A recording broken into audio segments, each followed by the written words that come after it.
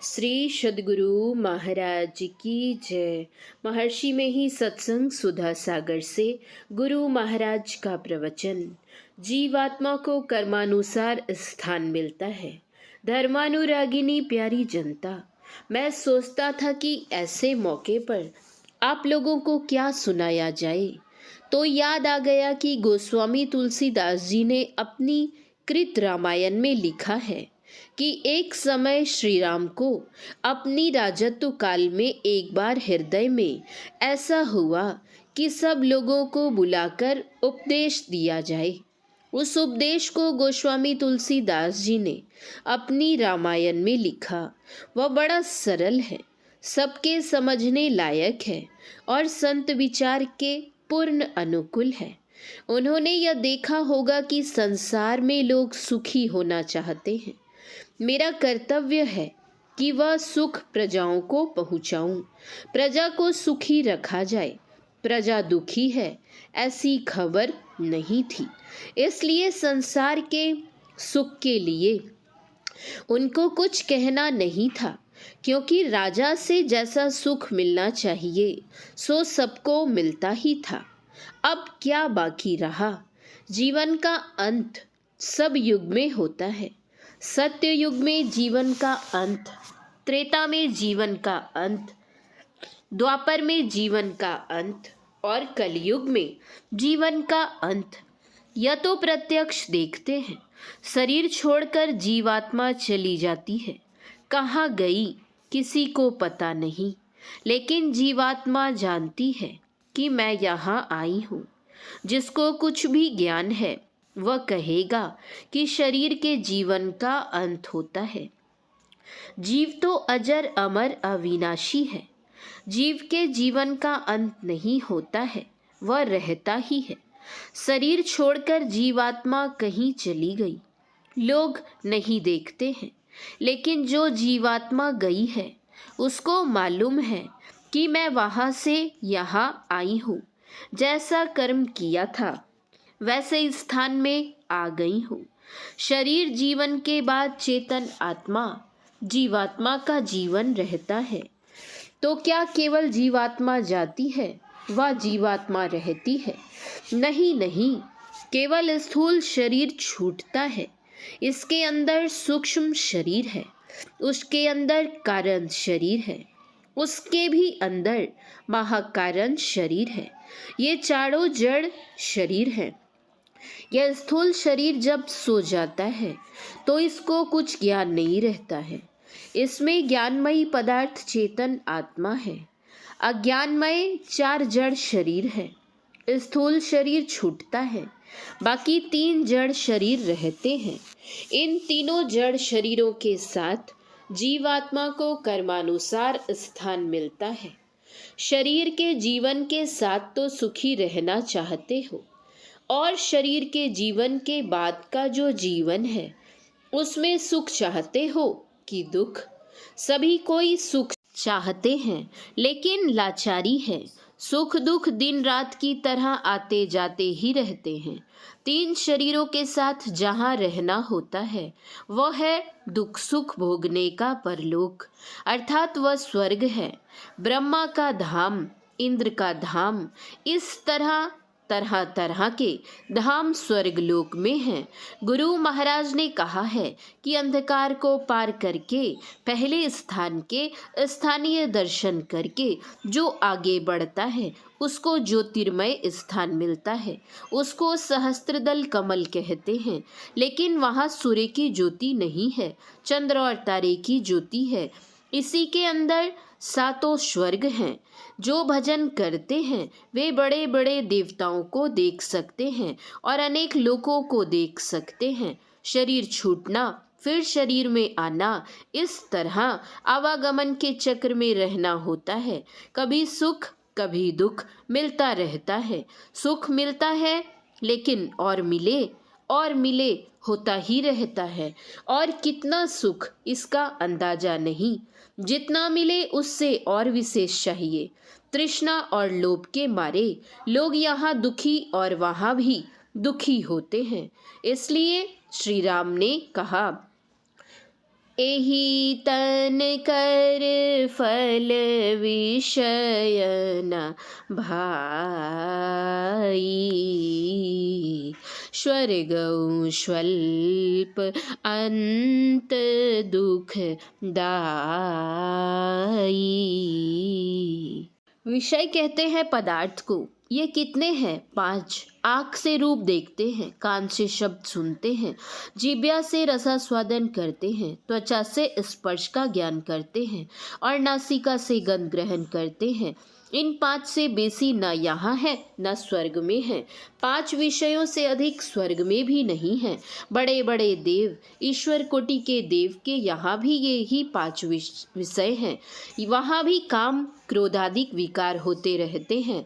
न काम मिटता है न क्रोध की लहर मिटती है। अहंकार बढ़ता ही जाता है। लोभ का थैला सब दिन खाली ही रहता है। एक राजा था, वह धन का बड़ा लोभी था।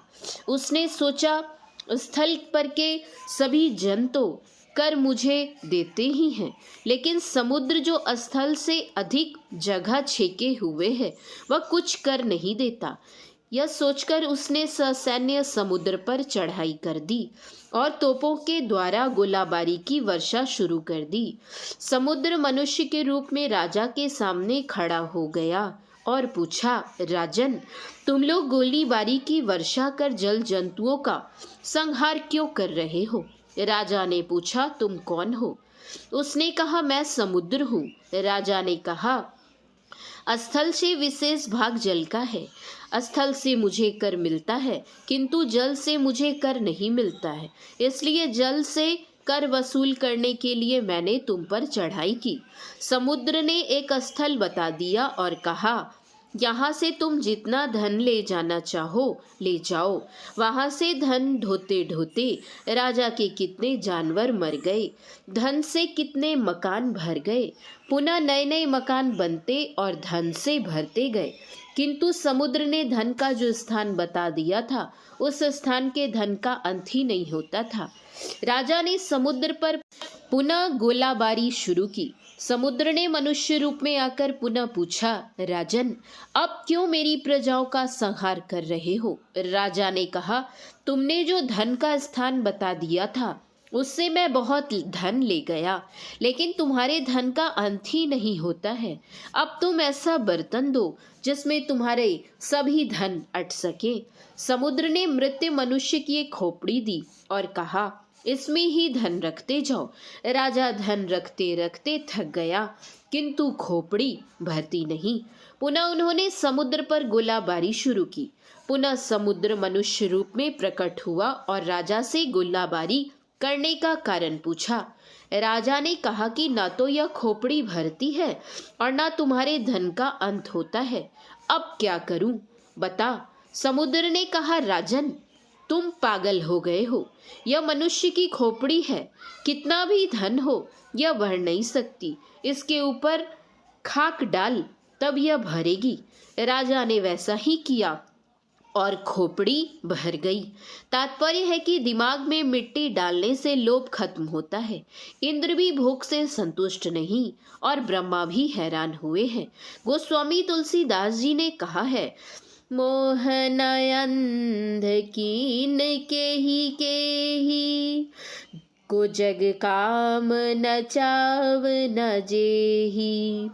तृष्णा की ही न किन बोराहा के ही कर हृदय क्रोध नहीं दाहा। कीट मनोरथ दारु शरीरा जेहि न लाग गुण को अश धीरा। श्री राम ने कहा कि क्या नरलोक क्या स्वर्गलोक सब में विषय है, इनकी इच्छा नहीं करो।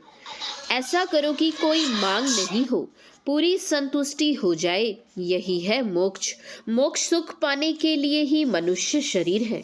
संत लोग यही कहते हैं कि स्वर्ग मोक्ष का धाम नहीं है। परमात्मा स्वरूप का दर्शन करो, यही मोक्ष है। दर्शन होने पर ईश्वर स्वरूप ही हो जाओगे। गोस्वामी तुलसीदास जी ने लिखा है, जानत तुम हई होई जाई। इसके लिए साधन भजन करो, कहीं जाने की जरूरत नहीं है। संत कबीर साहब ने कहा है, अवधु भूले को घर लावे, सो जन हमको भावे। घर में जोग भोग घर ही में, घर तजीवन नहीं जावे। बन के गए कल्पना उपजे, तब धोखा हाँ समावे। घर में जुक्ति मुक्ति घर ही में, जो गुरु अलख लखावे। सहज सुन में रहे समाना, सहज समाधि लगावे। उन मुनि रहे ब्रह्म को चीने, परम तत्व को ध्यावे। सुरत निरत सो मेला करी के, अनहद नाद बजावे। घर में वसत वस्तु भी घर है, घर ही वस्तु मिलावे। कहे कबीर सुनो हो अवधू, ज्यों का त्यों ठहरावे। जरूरत है जो कि श्री राम ने कहा और गोस्वामी तुलसीदास जी ने लिखा। करन धार सद्गुरु दृढ़ नावा, दुर्लभ साज सुलभ करी पावा। तुम्हारा मनुष्य शरीर भवसागर पार होने के लिए मजबूत नाव है और ईश्वर की कृपा अनुकूल पवन है। नाव हो, अनुकूल पवन हो और मल्ला नहीं हो तो नाव की क्या हालत हो। इसलिए मल्ला भी चाहिए। मल्ला कौन है? सद्गुरु, सद्ज्ञान बतलाने वाले, सदयुक्ति देने वाले और साधन में प्रेरणा करने वाले सद्गुरु होते हैं। मुक्ति मार्ग जानते, साधन करते नित, साधन करते नित, सत चित जग में रहते। दिन दिन अधिक विराग, प्रेम सत संग सो करते। दृढ़ ज्ञान समुझाए, बोध दे कुबुद्धि को हरते। संशय दूर बहाय, संत मत स्थिर करते। में ही ये गुण धर जोई, गुरु सोई सत चित। मुक्ति मार्ग जानते, साधन करते नित। सद्ज्ञान जानते हो, अपने को उसमें रखते हो और अन्यों को चलने के लिए कहते हैं, वे सद्गुरु हैं। किसी को ख्याल नहीं करना चाहिए कि ईश्वर की कृपा हम पर नहीं है। बिना उनकी कृपा के हम एक श्वास नहीं ले सकते। ईश्वर की कृपा ही है। खोजने से सभी समय में संत सद्गुरु भी मिलते हैं। घर बार छोड़ने की जरूरत नहीं है। घर में रहो, ईश्वर भजन करो। असल सुख संसार सुख नहीं है, मोक्ष सुख है। सद्गुरु चाहिए, सदयुक्ति चाहिए और सदाचार का पालन चाहिए। जो सदाचार का पालन नहीं करेगा उसको ईश्वर भजन में बल नहीं मिलेगा। जिसको भजन में मन लगेगा वह सदाचार में दृढ़ होगा। सदाचार कहते हैं झूठ, चोरी, नशा, हिंसा और व्यभिचार, इन पंच पापों के नहीं करने को। हिंसा के सिलसिले में मत्स्य मांस नहीं खाओ, नशा नहीं लो। बीड़ी तंबाकू सभी नशा है। तंबाकू सांप नहीं सह सकता है, इतना विष है। जो आदमी तंबाकू खाता है वह तो विष खाता है, सो नहीं खाओ। उपदेश करने वाला या नहीं कहता है कि मत्स्य मांस, नशा नहीं खाओ, नहीं पियो और इससे जो पैसे बचे सो हमको दो या आधा भी दो। अरे जो पैसा बचता है उसका फल और दूध तुम ही खाओ। हमारे गुरु महाराज बाबा देवी साहब कहा करते थे, सबसे ऊपर में आध्यात्मिकता लिखो, उसके बाद सदाचारिता, उसके बाद सामाजिक नीति और उसके बाद राजनीति। जहाँ की आध्यात्मिकता उत्तम होगी वहाँ की सदाचारिता अच्छी होगी। जहाँ की सदाचारिता अच्छी होगी वहाँ की सामाजिक नीति अच्छी होगी। जहाँ की सामाजिक नीति अच्छी होगी वहाँ की राजनीति बुरी हो नहीं सकती। इसलिए देश में आध्यात्मिकता का अधिक प्रचार हो, ऐसा करना चाहिए। इससे देश को बहुत लाभ होगा। श्री सद्गुरु महाराज की जय। यह प्रवचन दिनांक 15/8/1969 ईस्वी को बिहार राज्यांतर्गत भागलपुर शहर के मोहद्दी नगर में हुआ था। श्री सद्गुरु महाराज की जय। श्री सद्गुरु महाराज की जय। श्री सद्गुरु महाराज की जय।